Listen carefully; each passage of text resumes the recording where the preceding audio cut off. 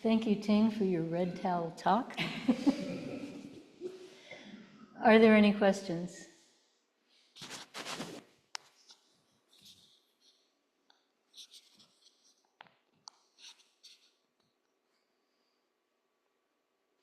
Yes. So, Ting mentioned that, or she mentioned that you said, you know, whatever comes up, don't touch it. Mm-hmm. And I'm not sure I'm 100% clear on that, because all kinds of stuff, you know, comes up in your mind. And I mean, if it comes up, haven't you already touched it if it comes up in your mind? Aren't words interesting? Yeah, don't worry about that. You understand what that means. It means something comes up, you don't grab it, you don't hold it, you know? Can you massage it? No. If you massage it, it will massage you. And that's a problem. Okay? Yeah. So our minds really need to be clear. And that's really, really hard to do. So Ting talked about how she sat this retreat and she was doing this long retreat and she was the laundry person. And there was this red towel that one person had. And she lusted after this red towel. And she kept thinking about this red towel for 4 weeks, 5 weeks, thinking about this red towel. You know? It's really interesting that we do that. And we do that, and that distracts us from the great work of life and death. It's so much easier to lust after a red towel. It's so much easier to say, oh, if only I had this red towel, my life would be so much better, which is what she was doing, you know, thinking that. She said, this towel will give me energy because it's red. You know? And there are schools of meditation that do that. You go into the red room for this kind of energy, and you meditate in the green room for that kind of energy, and maybe it's true. Maybe you do go in and then you get different kinds of energy. That is perfectly possibly true, just as you take certain medicines and then certain things or certain drugs, and certain things happen to you. But all of that is distracting us from the great work of life and death. So I was at an online sangha. They call it coffee hour. Nobody ever drinks coffee. Charlie and Liz were there, and people from all over the world. And you get in these small discussion groups. And I was in a group. Liz was in my group. So we had 2 people from Kansas, and there was some of you know Martin Kasper from the Czech Republic, and then there was a man. I want to say a young man from Korea, but he was 44 years old, and an old guy like me from Vienna. And the youngish man, middle-aged man, whatever he was, the older I get, the younger 44 seems to be. My son's 44. He said that he thinks about getting old. And how do you come to terms with getting old? How do you come to terms with losing your power? And so we want to think about red towels, because we don't want to think about suffering and old age and death. We don't want to think about those.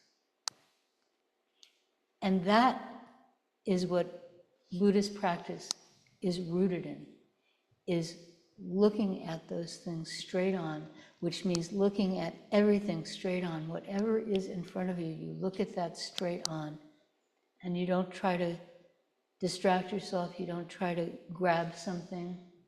Maybe you're even grabbing the idea of death, you know, or the idea of suffering. A lot of people do that. They hang on to their suffering, because if you are suffering, you know you're alive, right? When things hurt, you know you're alive. And so people just hold on to things, and what actually appears, we don't see it, we don't acknowledge it, we can't function correctly, because we're living in some kind of dream world and not actually seeing what is. So there was a thing on NPR this morning, that terrible, terrible shooting in Minneapolis, where this person shot through a stained glass window, could not even see what they were shooting at, and killed 2 children and wounded a whole bunch of other kids and some adults. The school was meeting for their Catholic school, their first mass of the year. And these clergy people were talking about how they would reassure their congregations, how they would reassure them of God's love and so on and so forth. And it's very sincere, and but Buddhism is different. Buddhism doesn't try to reassure you. Buddhism encourages you to wake up, which is very, very different. So that means you acknowledge the suffering in this world. You also acknowledge the beauty of this world. You acknowledge the joy and the pleasure. You acknowledge everything. And you don't even hold on to notions of this is joy and this is suffering. This is happiness, this is sadness. You don't even hold on to that. Just completely 100%. What is this? And then responding directly. So that's our practice. Okay? So thank you for your question. Yes.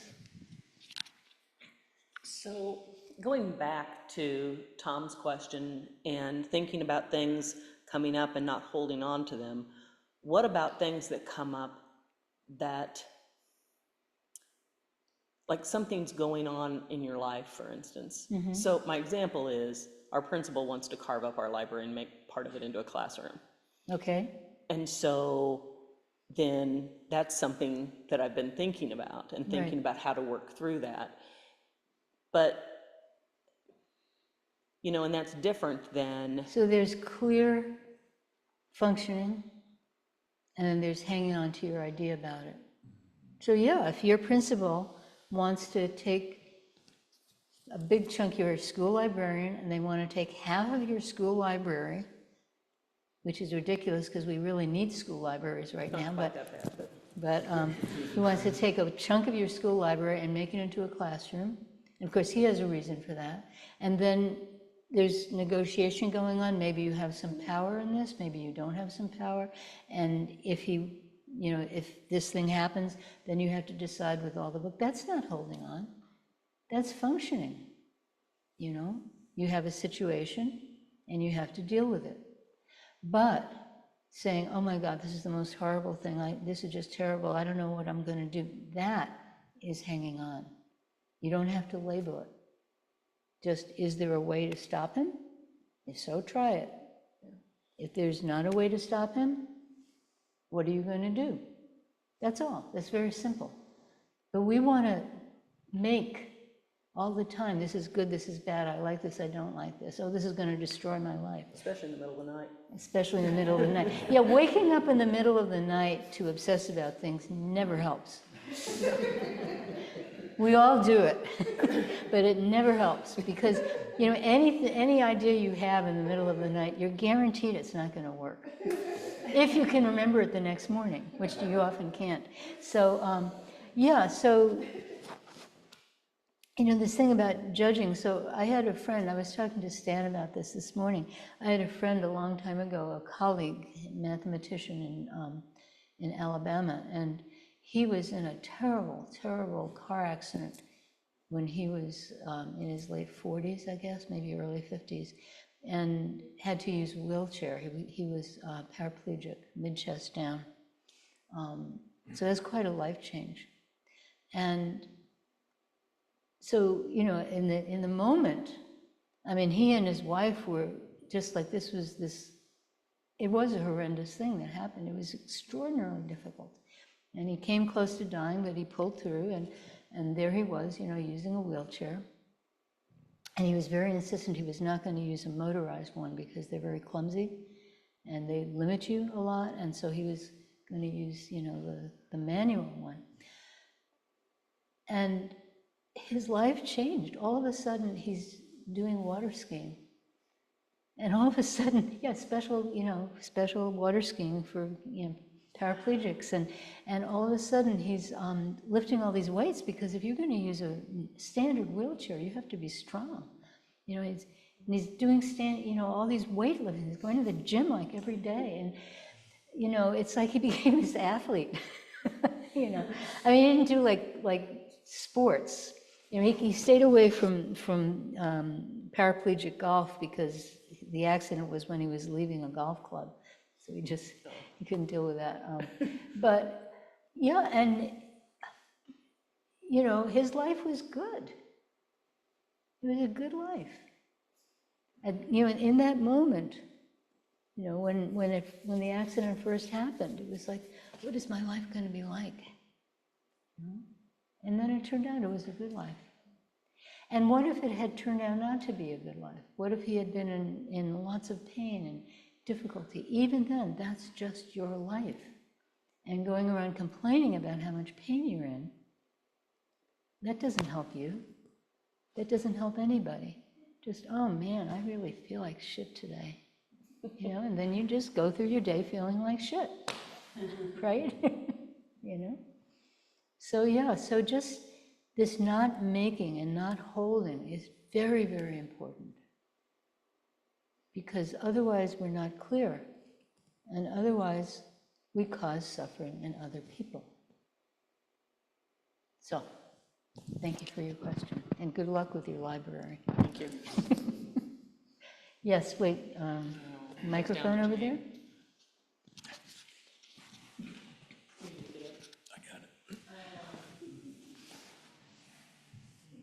Yeah. I forgot I needed it. Technology.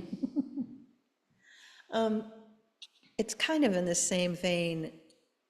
How do you deal with, like, opinions? Opinion. Lots and lots of opinions, like you said, it's ridiculous to cut this library up. Well, that's your opinion.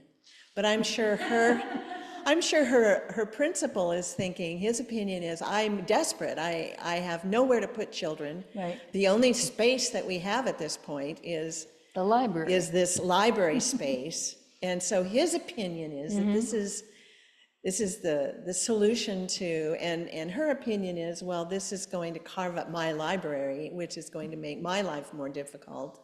So how do you function in an atmosphere of lots and lots of opinions and see them clearly? Because who's right in that situation? Yeah, There's so- no right or wrong in that situation. So yeah, that's right, no right or wrong. Give up this notion of right. Everyone has their function. And this is actually deep in Mahayana teachings. Everyone has their function. So the function of the principal is to, well, he has to take care of the whole school, and particularly he has to think about where is he going to put an extra classroom of kids. And Jennifer's the school librarian, and her function is to maximize the effectiveness of the library. And on this particular issue, they're clashing. But it doesn't mean that Jennifer is right and the principal is wrong, and it doesn't mean the principal is right and Jennifer is wrong. Somehow a decision will be made, and when that decision is made, something will follow from that. So everybody has their function. So, So what is your function in that? so Making that- Jennifer has her function, the principal has his function. I have no function. I just have an opinion. Oh, okay. And nobody has to listen to it. I mean, nobody has to listen to my opinion. That's the point. I have no dog in that fight.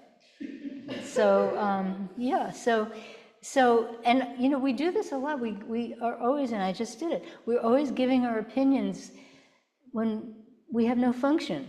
And then that makes things even worse. So, yeah. So we don't have to worry about, this is really what politics is about. You have one group that has its self-interest and another group that has its self-interest, and we have all these self-interests, and somehow or other they have to you know, if it works well, they're coming together so that everybody can flourish. If it works badly, one group is running roughshod, or maybe a couple of groups are running roughshod over the other ones.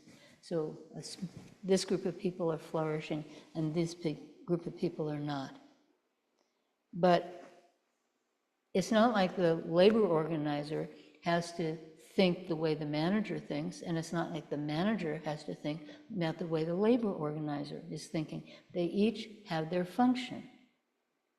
And then they work together, hopefully.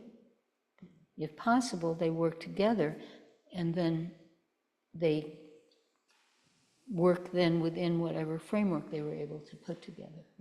So it's nothing wrong with representing your function. That's fine. But it's really important to understand what you're doing then.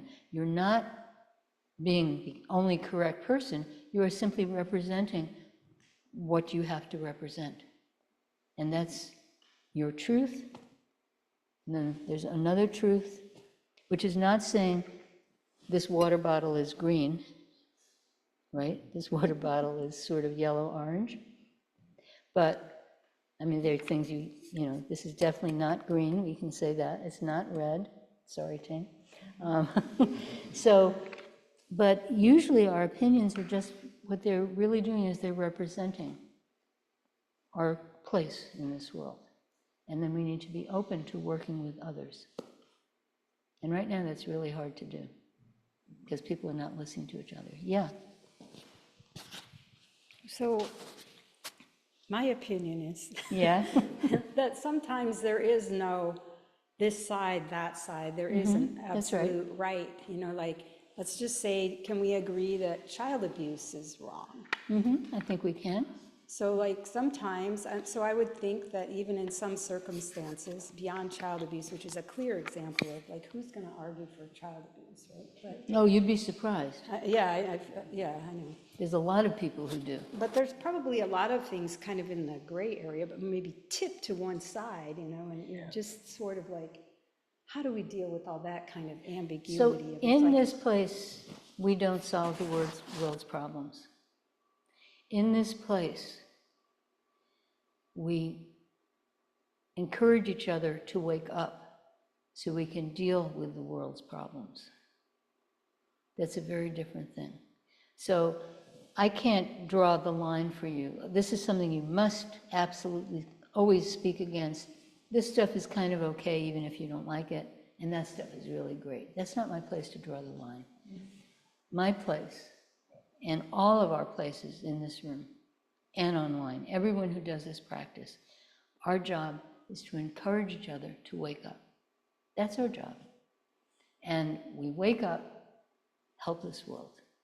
That's what Zen Master Sung San always said. He said, wake up, help this world. Attain your true self, help this world.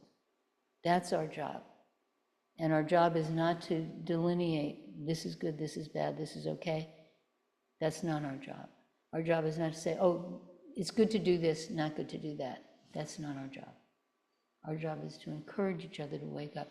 And we will all do different things because we all have different karma, we all have different situations, we all have different functions in this world.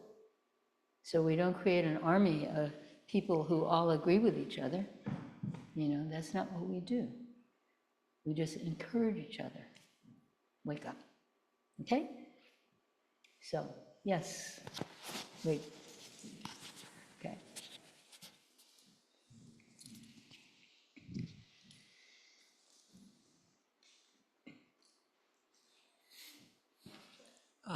Thank you, Judy. I'm rather confused. Oh, good. About this topic in particular. Because you're saying there's no right or wrong, but surely, That's not what I'm saying. okay.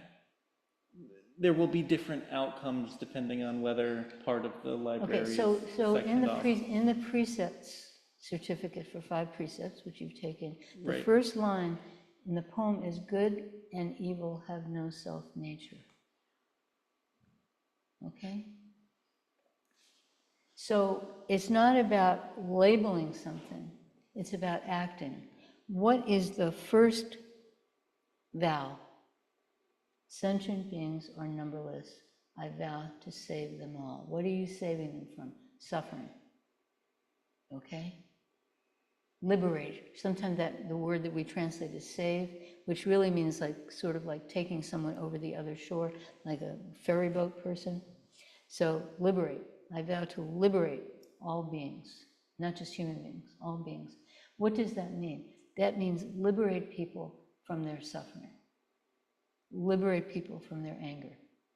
Liberate people from their desire, the kind of desire that overcomes us. Liberate people from their confusion and their ignorance. That's our great vow. And arguing over whether this thing is good or this thing is bad, that's useless. But saying this causes suffering, that's helpful. Okay? So I'm not saying there's no right and wrong. I'm saying that those labels are not helpful. What's helpful is seeing what's in front of us, and when we can reduce suffering to reduce suffering, when we can reduce anger to reduce anger, when we can reduce sort of that kind of compulsive desire, reduce compulsive desire, when we can reduce ignorance and confusion, reduce ignorance and confusion in ourselves and in other people. That's our job. Okay? So thank you. And it's time to stop.